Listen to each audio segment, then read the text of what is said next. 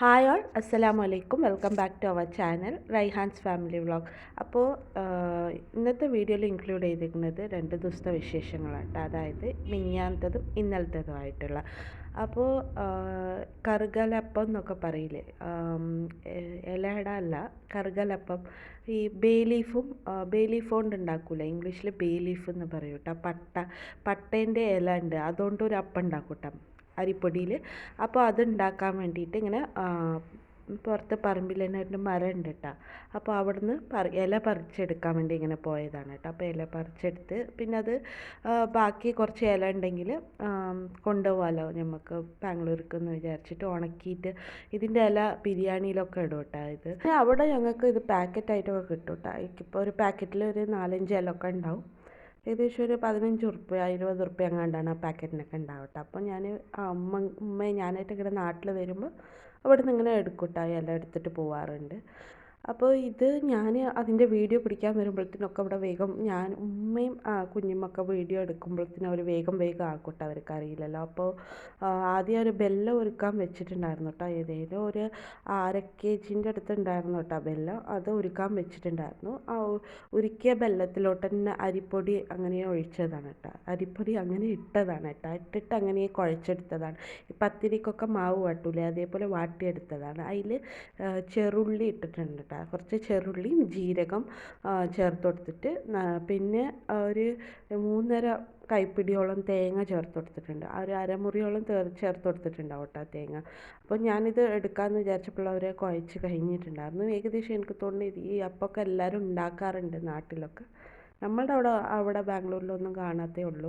ഇവിടെ എല്ലാവർക്കും അറിയായിരിക്കും കേട്ടോ അപ്പം ഉണ്ടാക്കാനൊക്കെ. അപ്പോൾ അങ്ങനെ ഇതിപ്പോൾ മുഴുവനായിട്ട് ഇങ്ങനെ കുഴച്ചെടുക്കും കേട്ടോ. മാവ് കുഴച്ചെടുക്കുന്ന മാതിരി ഇങ്ങനെ വാട്ടിയെടുത്തിട്ട് സ്റ്റൗമ്മൽ തന്നെ വെച്ച് ഇങ്ങനെ ബെല്ലത്തിലോട്ട് ഇങ്ങനെ അരിപ്പൊടി ഇട്ട് കുഴച്ചെടുത്തിട്ട് പിന്നെ അത് ഉള്ളിയും ജീരകമൊക്കെ ഇട്ട് തേങ്ങ ഒക്കെ ഇട്ടതിന് ശേഷം അങ്ങനെ മാവ് കുഴച്ചെടുക്കുന്ന മാതിരി ഇങ്ങനെ കുഴച്ചെടുത്തതിന് ശേഷം ഇഡ്ഡലി ചെമ്പുമ്പോൾ ആവി കയറ്റിയിട്ടാണ് ഇത് വേവിക്കൽ ആദ്യം. അപ്പോൾ ഇഡ്ഡലി ചെമ്പ് ആവി കയറ്റാൻ വെച്ചിട്ടുണ്ട്. പിന്നെ ഇത് ഇങ്ങനെ ലീഫിൻ്റെ ഉള്ളിൽ ഈ മാവ് നിറച്ച് കൊടുക്കും. ഇങ്ങനെ നിറച്ചിട്ട് പിന്നെ നിറച്ചിട്ടല്ല, പരത്തി വെച്ചിട്ടാണ് കേട്ടോ, നിറച്ചല്ല കൊടുക്കുന്നത്. ഇങ്ങനെ പരത്തി ഫുള്ള് സൈഡൊക്കെ വെച്ച് ഇങ്ങനെ ക്ലീനായിട്ട് പരത്തി മടക്കിയിട്ടാണ് ഇത് വേവിച്ചെടുക്കുക കേട്ടോ. ഇത് കുമ്പിളിൻ്റെ ഷേപ്പിൽ ഉണ്ടാക്കട്ടോ.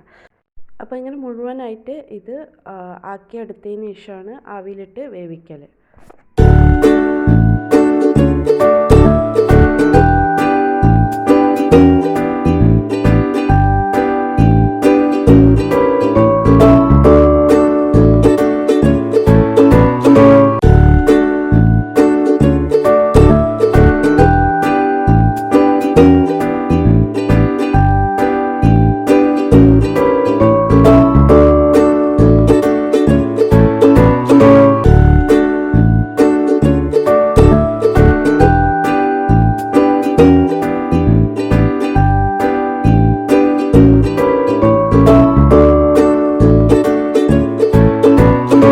അപ്പോൾ ഇത് ഏകദേശം ഒരു അരമണിക്കൂറോളം ആവി കയറ്റി എടുത്തിട്ടുണ്ടായിരുന്നു കേട്ടോ.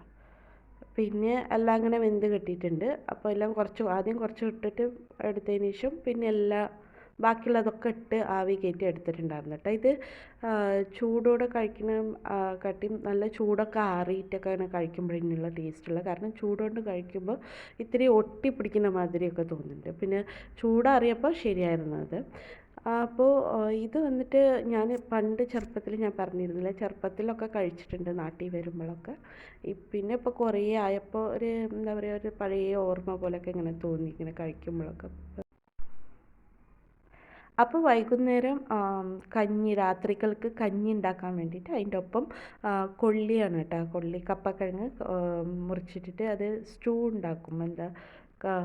വെറുതെ മുളകും ഉള്ളിയൊക്കെ കുത്തിയിട്ട് ഉണ്ടാക്കും. അതുണ്ടാക്കാമെന്ന് വിചാരിച്ചിട്ട് കപ്പൊക്കെ ക്ലീൻ ചെയ്ത് വേവിച്ചെടുത്തതായിരുന്നു. ഇത് ഇന്നലത്തെ ഒരു വീഡിയോ ആണ് കേട്ടോ. അപ്പം ഇന്നലെ ഉച്ചക്ക്, അതായത് ഡീറ്റെയിൽഡ് വീഡിയോ ആയിട്ടൊന്നും ഞാൻ എടുത്തിട്ടുണ്ടായിരുന്നില്ല കേട്ടോ. അപ്പോൾ ഇത് ജസ്റ്റ് ചിക്കനൊന്ന് മസാല തേക്കുന്നത് എടുത്തതാണ്. അപ്പോൾ ചിക്കന് ഉപ്പും മഞ്ഞളും മുളകും വെളുത്തുള്ളി ഇഞ്ചിൻ്റെ പേസ്റ്റുമാണ് കേട്ടോ. ഇഞ്ചി കുറച്ചേ ഇടാറുള്ളൂ. എപ്പോഴും ഇഞ്ചി ഇങ്ങനെ പൊരിക്കുന്നതിലൊക്കെ ഇഞ്ചി കുറച്ച് കൂടിപ്പോയാൽ മസാല പിടിക്കില്ല. പിന്നെ അതുമല്ല നമ്മൾ കോട്ടിങ് പോലെ അടർന്ന് വരികയും ചെയ്യും. പിന്നെ കുറച്ച് മൈദയും ചേർത്തിട്ടുണ്ടായിരുന്നു കേട്ടോ. അപ്പോൾ ഞാൻ ബീഫും ചിക്കനൊക്കെ പൊരിക്കുന്ന സമയത്ത് അധികം മസാലയിൽ ഇഞ്ചി ഇടാറില്ല കേട്ടോ, വെളുത്തുള്ളി ചേർത്ത് കൊടുക്കും. അപ്പോൾ അങ്ങനെ അന്ന് ഉച്ചയ്ക്ക് ഗീ റൈസാണ് ഉണ്ടാക്കിയിട്ടുണ്ടായിരുന്നത്. അങ്ങനെ നെയ്ച്ചോറും ചിക്കൻ പൊരിച്ചതും പിന്നെ ചിക്കൻ്റെ കറി കുറച്ച് ഉണ്ടാക്കിയിട്ടുണ്ടായിരുന്നു. പിന്നെ ബീഫിൻ്റെ കറി, സോറി, പരിപ്പാണ് കേട്ടോ ഉണ്ടായിരുന്നത്, പരിപ്പുണ്ടായിരുന്നു. പിന്നെ ഇത് ഇഞ്ചിക്കറിയാണ് കേട്ടോ, ഇഞ്ചിക്കറി കുറച്ച് ഉണ്ടാക്കിയിട്ടുണ്ടായിരുന്നു, അതായിരുന്നു ഉണ്ടായിരുന്നത് കേട്ടോ ഉച്ചയ്ക്ക്.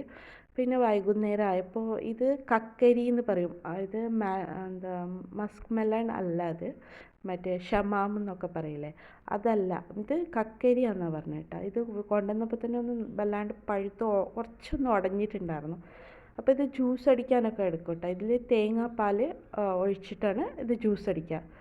അപ്പോൾ ഞാനത് കുടിച്ചിട്ടുണ്ടായിരുന്നു. അപ്പോൾ മസ്ക് മെലൻ്റെ അത്ര ടേസ്റ്റ് ഇല്ല കേട്ടോ, പിന്നെ എന്നാലും ടേസ്റ്റ് ഉണ്ട്. മറ്റേ നമ്മളുടെ ഷമാം ഒക്കെ ജ്യൂസ് അടിക്കില്ല, അതിൻ്റെ ടേസ്റ്റ് വരില്ല. ഇത് ഐസ് ക്യൂബും തേങ്ങാപ്പാലും പിന്നെ അതും ഇട്ടിട്ടാണ് അടിക്കല്ലത്. അപ്പോൾ അങ്ങനെ വൈകുന്നേരം ആയപ്പോൾ ഞങ്ങൾ അങ്ങനെ അടുത്തല്ല, കുറച്ച് ദൂരമുണ്ട്, പുള്ള് എന്ന് പറഞ്ഞൊരു സ്ഥലമുണ്ട് കേട്ടോ. അവിടെ വയലും ഒക്കെ ആയിട്ട് നല്ലൊരു പ്ലേസാണ്, അവിടെ പോവാമെന്ന് പറഞ്ഞ് അങ്ങനെ പോയതാണ് കേട്ടോ. അങ്ങനെ അപ്പോൾ പോകുന്ന സമയത്ത് അങ്ങനെ അവിടെ പുള്ളിൽ മഞ്ജു വാര്യറിൻ്റെ വീടൊക്കെ ഉണ്ടെന്ന് ഇങ്ങനെ പറഞ്ഞു കേട്ടോ. അപ്പോൾ വീട് ഇങ്ങനെ കാണിച്ചു തന്നു ഓട്ടോ ഡ്രൈവർ, നമുക്ക് ഇങ്ങനെ വീട് അയക്കാൻ കാണിച്ചു തന്നിട്ടുണ്ടായിരുന്നു കേട്ടോ വീട്.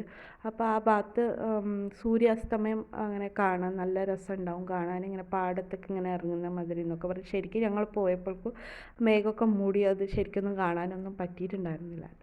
അപ്പോൾ ജസ്റ്റ് അവിടെ എന്ന് പറഞ്ഞാൽ പാടവും അങ്ങനത്തെ ഒരു പ്രദേശമാണ്, അധികം കാണാനൊന്നും ഇല്ലെങ്കിൽ. അപ്പോൾ അങ്ങനെ പോയി അവിടെ കുറച്ച് വീഡിയോസും ഫോട്ടോസൊക്കെ എടുത്ത് അങ്ങനെ കുറച്ച് നേരം നിന്ന് അങ്ങനെ പോന്നിട്ടുണ്ടായിരുന്നു. കാരണം ഞങ്ങൾ പോകുമ്പോൾ തന്നെ 5:30 മണി കഴിഞ്ഞ്, അവിടെ എത്തിയപ്പോൾ ഒരു 6 മണിയൊക്കെ കഴിഞ്ഞിട്ടുണ്ടായിരുന്നു. അപ്പോൾ ഇങ്ങനെ ഇതിലൊന്നും കയറിയിട്ടൊന്നും ഉണ്ടായില്ല, ജസ്റ്റ് ഒന്ന് വെറുതെ ഇങ്ങനെ പോയി ഇങ്ങനെ വന്നു കേട്ടോ. അപ്പോൾ ഇന്നത്തെ വീഡിയോ ഇത്രയേ ഉള്ളൂ. വീഡിയോ ഇഷ്ടപ്പെട്ടാൽ ചാനൽ സബ്സ്ക്രൈബ് ചെയ്യാനും ബെല്ലൈക്കൺ പ്രസ് ചെയ്ത് വെക്കാനും മറക്കരുത്. അതേപോലെ ചാനലിന് ലൈക്ക് ചെയ്യാനും മറക്കരുത് കേട്ടോ. അപ്പോൾ എന്തെങ്കിലും ഒരു കമൻറ്റോ ആഡ് ചെയ്യാനും മറക്കരുത് കേട്ടോ, ഇമോജി ആയിട്ടെങ്കിലും. അപ്പോൾ മറ്റൊരു വീഡിയോയിൽ കാണുന്നവരേക്കും ബൈ.